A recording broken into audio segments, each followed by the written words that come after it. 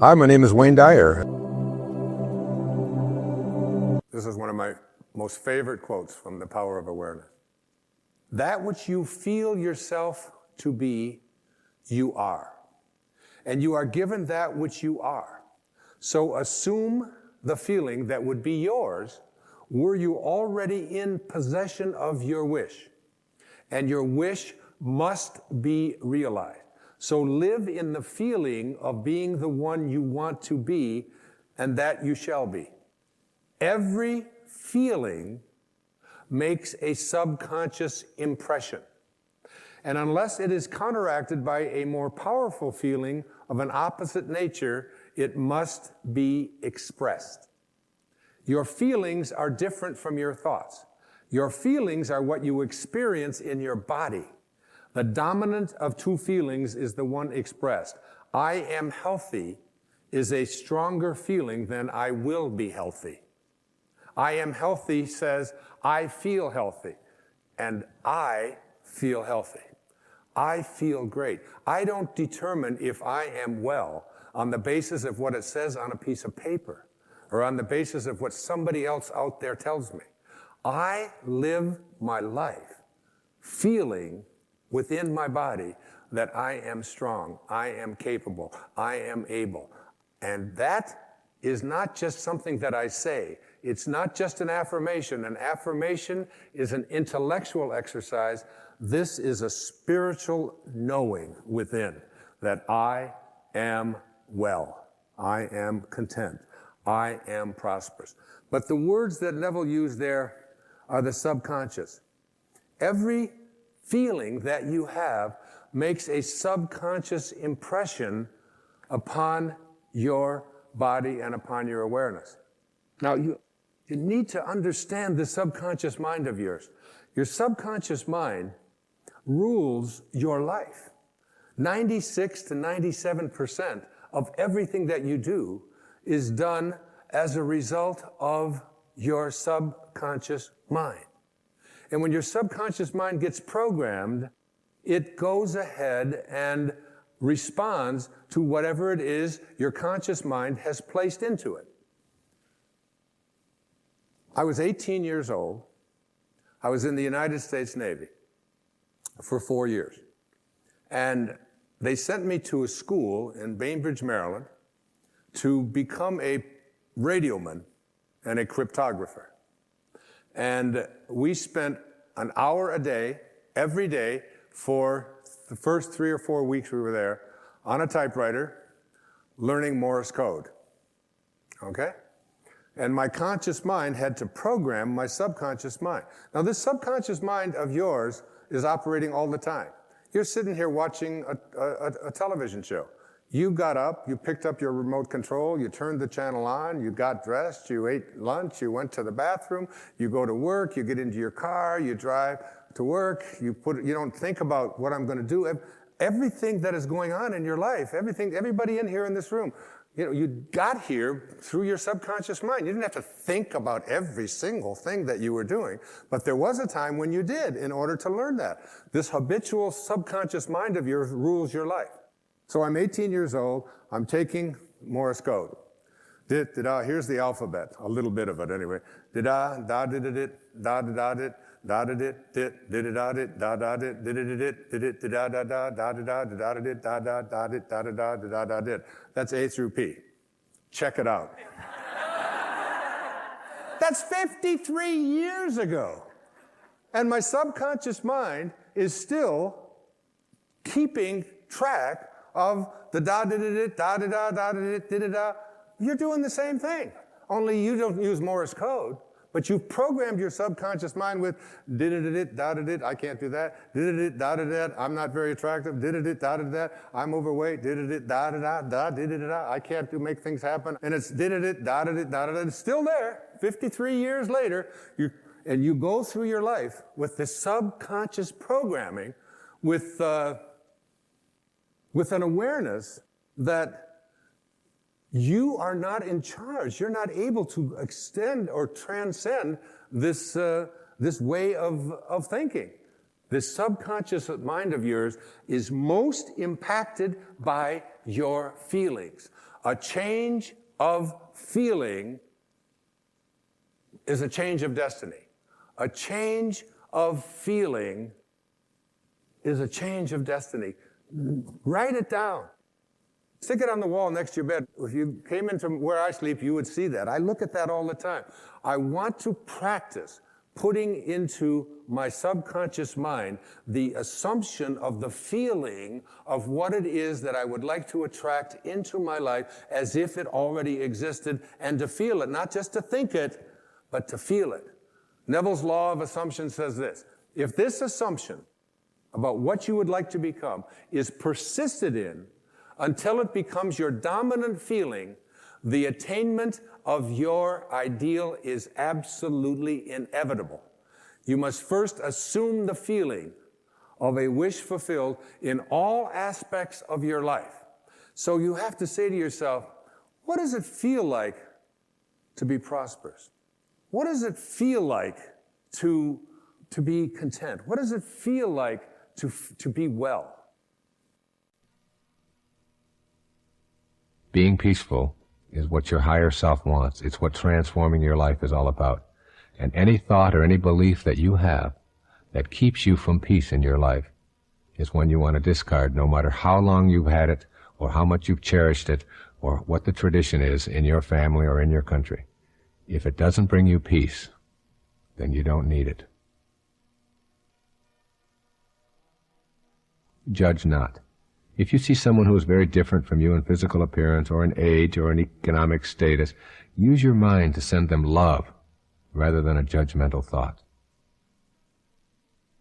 We have so many of those judgmental thoughts when we see someone who is older, when we see someone who is younger, when we see someone who has a different custom than we have, when we see someone who wears different jewelry or has body decorations or something that we don't go along with. When you see someone like that today, whoever they may be, whether it's someone who is begging on the street or whether it's someone who is wearing a certain kind of clothes or acting in a certain way as you're driving, try not judging them and just seeing the unfolding of God in them.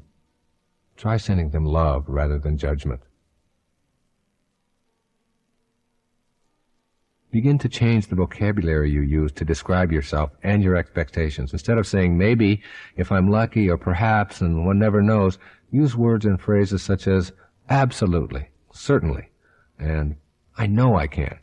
When you use these kinds of words that reflect an absence of doubt, you're going to begin to conduct your life in the very same way. Watch out for those things that sort of communicate to others and to yourself that you don't really have within you the capacity to manifest what you want for yourself in your life. You cannot have a better past, so abandon that idea right now. You did what you knew how to do given the circumstances of your life. Instead of indulging in regrets, let your thoughts remain on love and let your actions stem from that love. The past is over, and you did what you knew how to do, and you no longer are that person. So don't fill yourself with blame and angst about what you might have done in the past. Learn from it and know that you are a new soul today. Learn from it and know that you are a new human being today. Let go of all the beliefs that convince you of your inadequacies and shortcomings. Clean out that closet of worn-out loyalties to what you can and cannot do. Just open yourself up right now in this moment. Just be.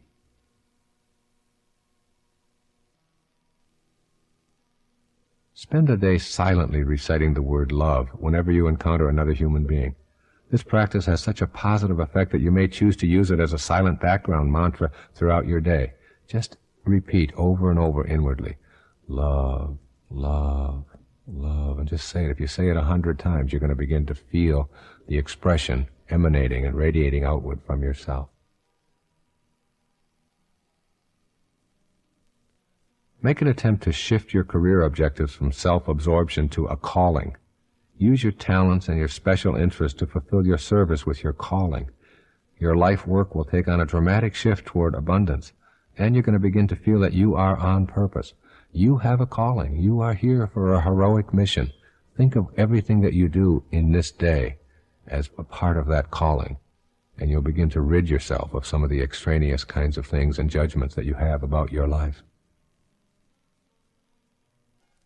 Be still and know. These 4 words will help you get past striving and help you get to know the bliss of being here now. When you allow yourself to be still, you will understand the futility of constant striving or chasing after more. Keep those 4 words in mind today. Be still and know. Notice the acts of kindness that other people do rather than their wrongdoing. We are all good and decent and loving souls, but we occasionally get lost. When you can focus on the good in another and hold that in your mind, you're acting from your higher self. And this is called transforming your life. Spend special moments in awe of the miracle that life truly is. Awe is the loving appreciation for God's work and the presence of the divine intelligence. Be in awe.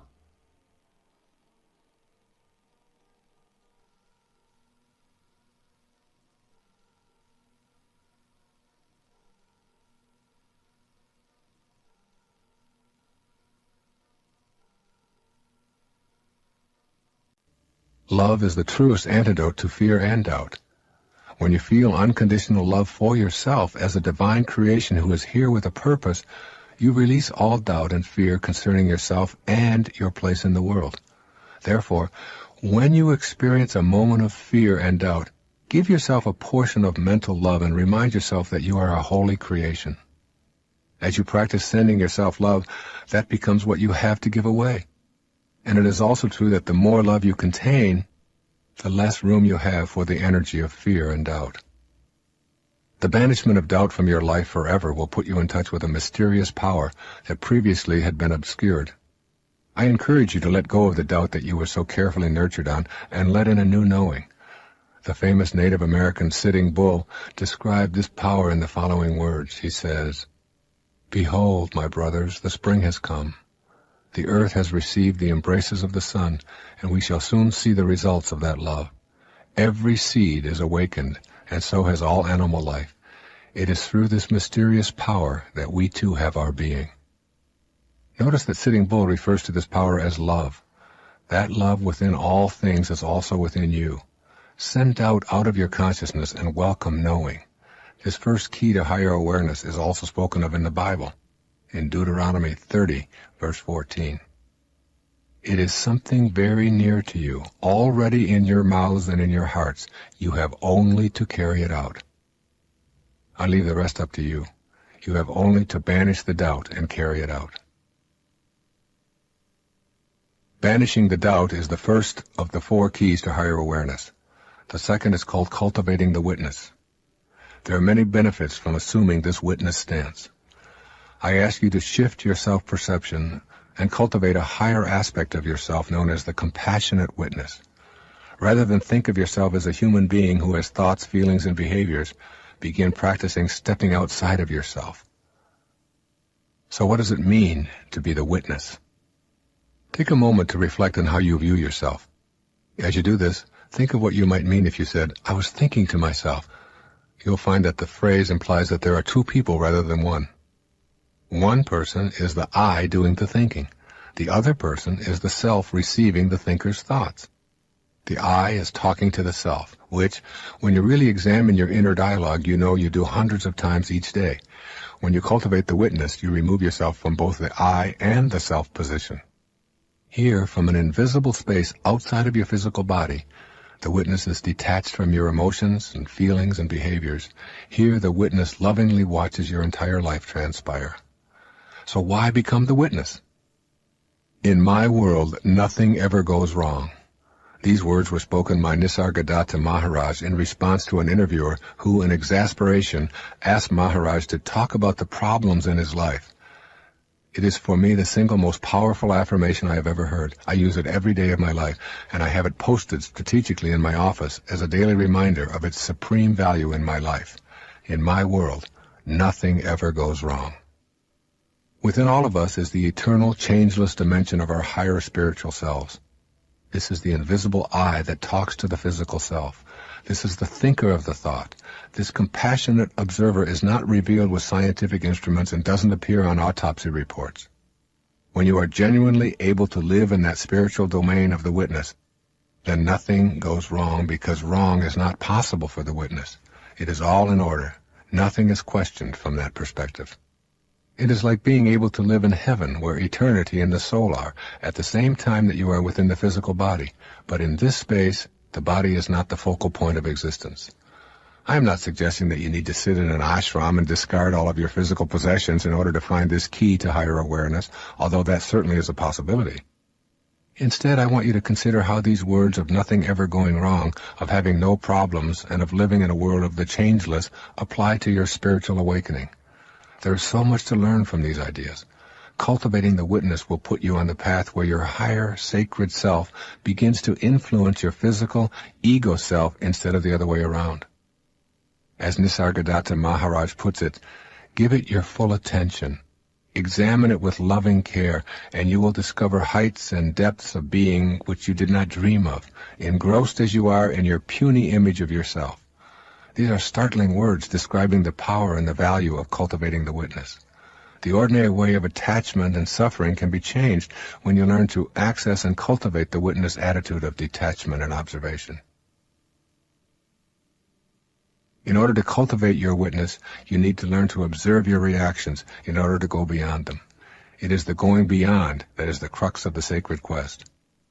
True awareness is a state of pure witnessing, without any attempt to fix or change that which is being witnessed. It is a kind of non-judgmental love that, by itself, is healing. Even if what you observe is sickness or infirmity, the compassionate witness notes the trouble spots and observes them with unconditional love. The absence of judgment in the act of observation itself contributes the appropriate energy of love that the situation needs. The more you can practice witnessing in this way, the more you will find that the mere act of non-judgmental witnessing will keep your life moving on its sacred quest.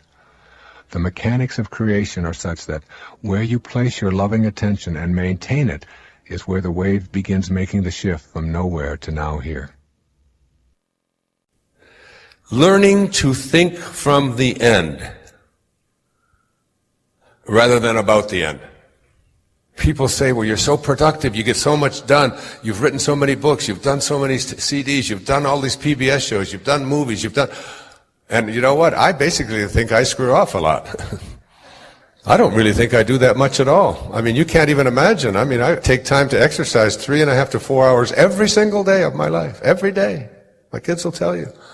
I swim in the ocean every day. I do yoga for 90 minutes almost every single day of the week. I walk at minimum an hour and a half every day of power walking on top of all of the other things. It's hard for me to imagine myself not doing, because my imagination is so strong and such a part of what it is that is my life, that how it manifests isn't nearly as significant as that I keep my imagination sharp and focused. And I want to read you a little bit of Neville. It's a book, Moving from Desire to Wishes Fulfilled, by Neville. The great secret is a controlled imagination and a well-sustained attention firmly and repeatedly focused on the object to be accomplished. It cannot be emphasized too much that by creating an ideal within your mental sphere, by assuming that you are already that ideal, you identify yourself with it and thereby transform yourself into its image. Thinking from the ideal instead of thinking of the ideal. Thinking from the ideal instead of thinking of the ideal. Every state is already there as mere possibilities, as long as we think of them, but as overpoweringly real when we think from them. This was called by the ancient teachers subjection to the will of God, or resting in the Lord. And the only true test of resting in the Lord is that all who do rest are inevitably transformed into the image of that in which they rest. You become according to your resigned will, and your resigned will is your concept of yourself and all that you consent to and accept as true. You, assuming the feeling of your wish fulfilled and continuing therein, take upon yourself the results of that state. Not assuming the feeling of your wish fulfilled, you are ever free of the results. The truth that sets you free is that you can experience in imagination what you desire to experience in reality, and by maintaining this experience in imagination, your desire will and must become an actuality.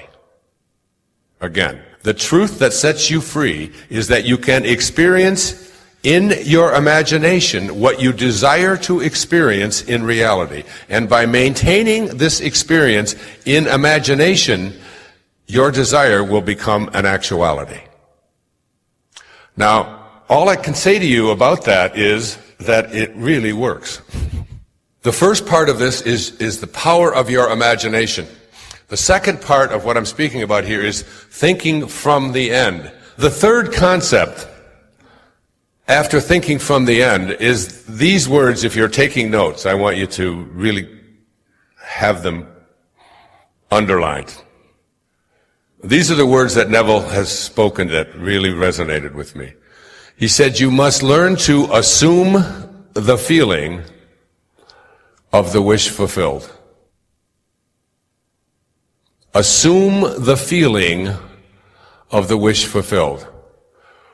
Whatever it is that you have in your imagination, this is the only tool that you have for bringing it into real, for hardening it from a thought to perhaps first an image, and then a condition, and then a event, and then an object. That your imagination is the only place that you can make all of this happen. If it's the weight that you want to lose, if it's the addiction that you want to overcome, if it's the relationship you'd like to fix, whatever it is you'd like to create, he gives some very specific examples of how this can work. Assuming the feeling of the wish fulfilled means that in your imagination, you have created what it is, what you have imagined for yourself. You think now from that end rather than about that end. And now you assume the feeling of that wish being fulfilled. And where do you experience feelings? In your body. That's what the body is. It's the reservoir of feelings. They show up in your flushing. They show up when you get embarrassed. They show up when you get joyful. They show up when you get sad. You know, you have physical manifestations of feelings. You assume the feeling of this wish being fulfilled. So what does it feel like within you to have this thing materialize? He makes a big case for creation itself, that you have really no control over the details. And you don't get to be a part of creation, he says, because creation is already complete. What you get to decide is what aspect of creation is going to manifest or materialize or show up into your life. That's what you get to do. You don't get to go out there and make mosquitoes or create flowers and all. All of that is being done by the great invisible Tao. What you get to decide is what extent of what is already being created and is part of creation that you are participating in, what share of it is going to manifest and be a part of your life. And you do this through the assumption of a feeling of a wish fulfilled, so that you imagine what it is that you would like to have or to be or to manifest, and you imagine this for yourself, and then what you do is you feel it in your body. And you ask yourself, what does it feel like? I have a very strong belief that everything that comes into your life is supposed to, and every condition of your life is part of the perfection of it, and that there's a blessing in all of it, and that there are no accidents, that it's a perfect, absolutely, totally perfect universe. Everybody that you meet for a reason. Everybody you're sitting next to, you're there for a reason. You can either take advantage of it or not. You have choices to make throughout it all. At the same moment, there's an opportunity in it, and I never look back with anything but gratitude for all that was handed to me, because I learned firsthand as a very young boy how to be self-reliant, how to take responsibility for myself, how not to blame other people for it, and to find something positive in it, and always did. Think of yourself as connected to and a part of it all. rather than someone who is being victimized or slowed down or abused by, or here it happens again. It's all part of the perfection of it all. That's a very nice, enlightening place to get to. It really slows you down. And it doesn't take away your ability to make choices.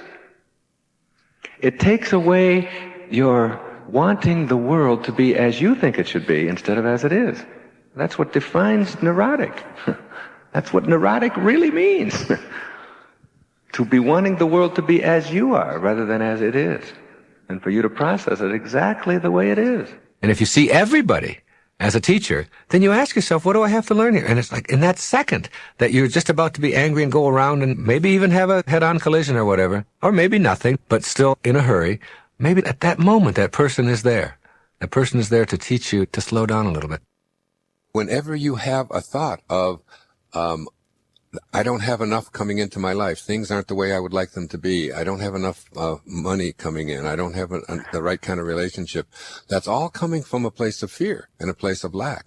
When what I've learned to do is just go within and say, I am exactly the way I'm supposed to be, and everything that has ever shown up in my life showed up exactly on time, the same way the sun shows up on time every morning and the moon shows up every evening on time, that everything in this universe is absolutely perfect. There are no accidents in it, and the only choices that I have are how I'm going to process the things that have showed up in my life, the father that I had, the resentments that I had with them.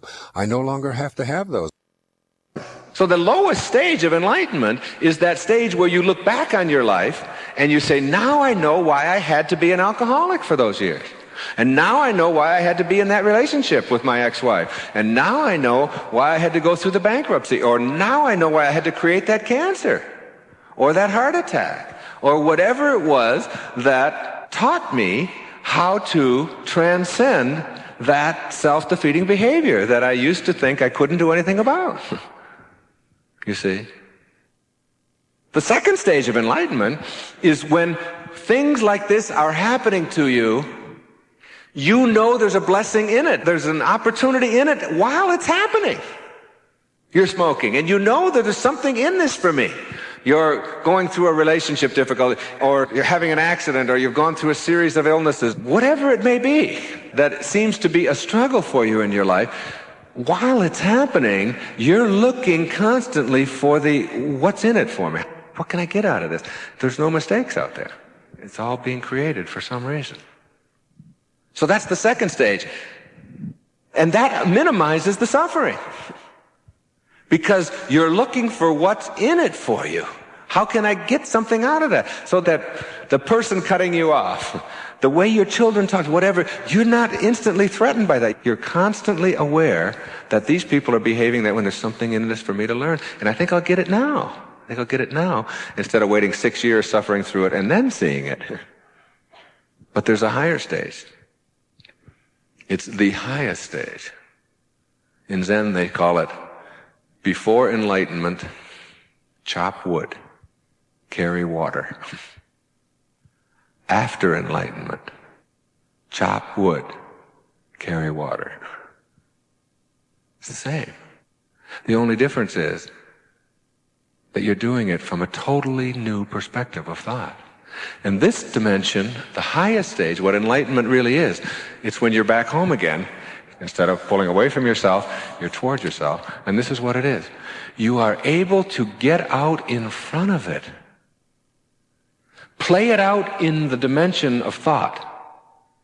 And decide for yourself whether it's even necessary to bring it into form.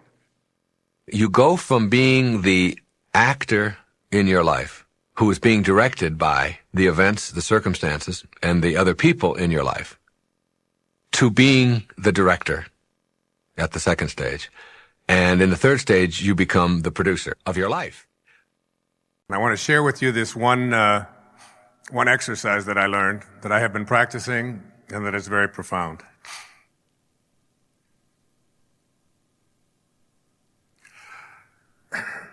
If you want the qualities of your higher self, remember, I'm speaking here now about God, the God within you, the almighty, omniscient person that you are, the energy that is your birthright, but you have lost sight of because of you're coming to believe things to be true, which only take you to places called ordinary. If you want the qualities of your higher self to flow down into your lower self, you're going to have to bring your imagination into play. Now, I'll be speaking in the last part of tonight's talk about the power of the imagination. It's the greatest gift you've ever been given. And everything that exists in the physical world once started in someone's imagination, including you. If you want the qualities of your higher self to flow down into this lower self, where you can become this almighty, omniscient, omnipotent being, you're going to have to bring your imagination into play. You are down here on earth.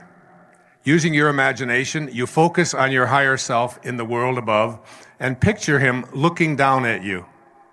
In other words, from that higher level, you look down and see yourself and the imperfect conditions in which you live.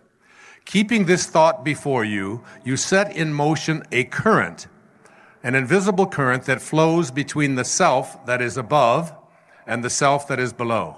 In this way, you are restoring the vital link between you. For from down here, you are thinking that you are up there, and up there, you are conscious that you are down here, thinking of yourself up above. It's very difficult to explain this clearly, as you can see. At the same time, you divide yourself, you also unify yourself. You divide yourself into two, one above and one below. The one above, your true self, watches the one below as he meditates on that self above. And in this way, an extraordinary current is established between the two, making it possible for your superconscious to develop. You stay with your eyes closed, conscious at the same time that you are there in your room, a living, thinking being, while your all-powerful, omniscient higher self above sees his reflection and recognizes himself in you. Seeing himself, he smiles at you, perhaps even laughs a little. And you watch from below and begin to get to know him while he watches you from above. In this way, the gulf between the higher and the lower poles of your being begin to narrow until one day it disappears and they are fused into one. When this happens, your lower self no longer exists. That lower self, the ego, which is not a true reality, disappears. And all that is left is your real higher self. No more weakness, no more discouragement, no more darkness. You become omniscient, immortal, and eternal. Now, it sounds like, well, I'll just go ahead and do that, and it's all going to just work out for me. But what I'm really saying here is that it's an exercise that if you begin to practice it for about 30 minutes a day in your meditation and begin to picture this higher part of you, your origination place, the spark of God that is you, where you came from. Not just because I'm speaking from a spiritual perspective, but whoever the quantum physicists are that are watching and listening tonight, whoever they are as well, they all know that it is an invisible field of energy from which all things originate, to which all things return. That is your essence. It is your true self. And if you can just get that higher self to become 1 or 2 or 3% of who you are, you can begin to access through your intuition the kinds of things that your false self doesn't allow. Muktananda called the ego the false self because in those first 9 months of your existence, from that spark of God that you were, when everything that you needed for this physical journey was handled in there in this miraculous way that is just too profound and too mysterious for us even to begin to fathom, isn't it? It's the great mystery, isn't it? That's what the Tao teaches us. Live the mystery. Don't be afraid to wander into the unknown. Don't be afraid to know that this music that you came here to play is calling you. It's begging you. You can't fulfill somebody else's dharma. You can't do it the way your family wants you to do it. You can't do it the way they did it before. You have to go within and know that this is my calling. Abraham Maslow taught me when I was a young doctoral student, you must learn to be independent of the good opinion of other people. You must learn to detach yourself from outcome. That's what self-actualizing people do. Those are the two most important qualities. Detachment from outcome. You don't do what you do because of what you're going to make or what kind of rewards you're going to get or how people are going to like you. You do what you do because it's your passion, because you won't allow anything else to be but what you feel inside. It's what I used to call being a scurvy elephant. How can you surrender and let go and become detached from the outcome and the stuff that you seek after in your life? How can you do that and still have the things that you want come into your life? How does that paradox work? One of the things that I have learned in my own speaking is to let go of the outcome, to be unconcerned with the reaction and what's in it for me, and indeed to just surrender. And in my meditation before I speak, I always repeat the mantra endlessly over and over again, and I find myself doing this more and more in my life, and something that I urge you to do. I ask the question, how may I serve? Just, how may I serve? How may I serve? How may I serve? There are 1,000 people there. How may I serve them? It's like getting the focus off of what's in it for me and how do I look and whether I say the right thing and whether people like what I say and whether they buy things that I have or whatever. And instead, like letting all of that go. Letting that go. And getting the focus of your life, the centeredness of your life on the business of serving. And the irony of it is that when you get to that point where you're able to do it and let go of that outcome, all of the stuff that you chased after and worked so hard for and figured you had to have back here begins to chase after you and show up in your life. And you're no longer on the treadmill. It's like a surrendering. And so that's what I do when I come on stage. And it's almost as if God says to me, it's like, as long as you stay on purpose, you'll never stumble. And you'll know what to say. And when you get off of that, and you shift your alignment away from that, then you won't be able to do what you're doing. And the same thing happened in the writing of this Real Magic. For the first time in my life, I experienced what I have come to call automatic writing, where I left home and went off to Maui and sat down and in 8 weeks' time just produced this book without any struggle whatsoever, not one moment of struggle. And it just seemed to be there, and it seemed to flow. And I can type, like when I sit down and type a letter or a contract or anything that I might have to put out on a typewriter, I'm one of these kind of typists. Right? I just look around. I can do it rather quickly, but I have never had the formal training in typing. But when I write at this little typewriter, I can go along and close my eyes and write at 70 and 80 words a minute when you get into that automatic. And I can't tell you how I do that, because I had completely let go.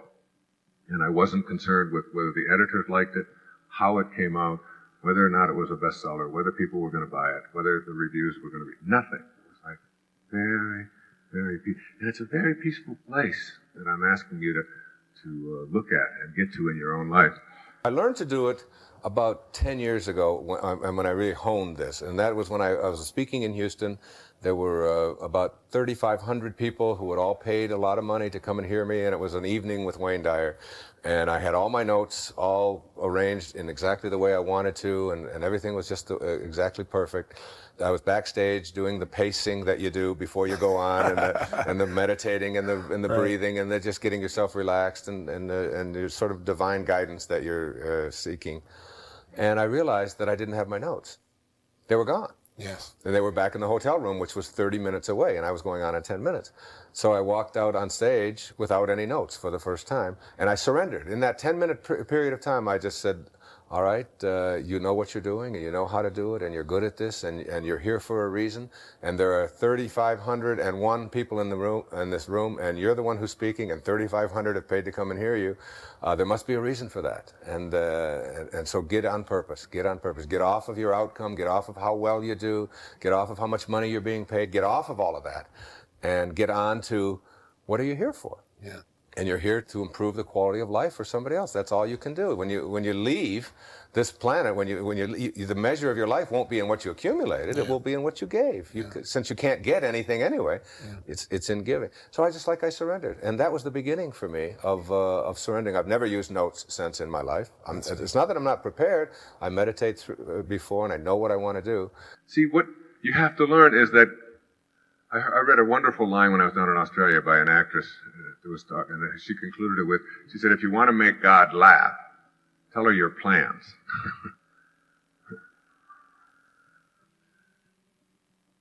See, God's plan works, essentially, and yours doesn't. Basically. It's like becoming a spiritual being really means shifting away from your plans and allowing yourself into this divine perfection.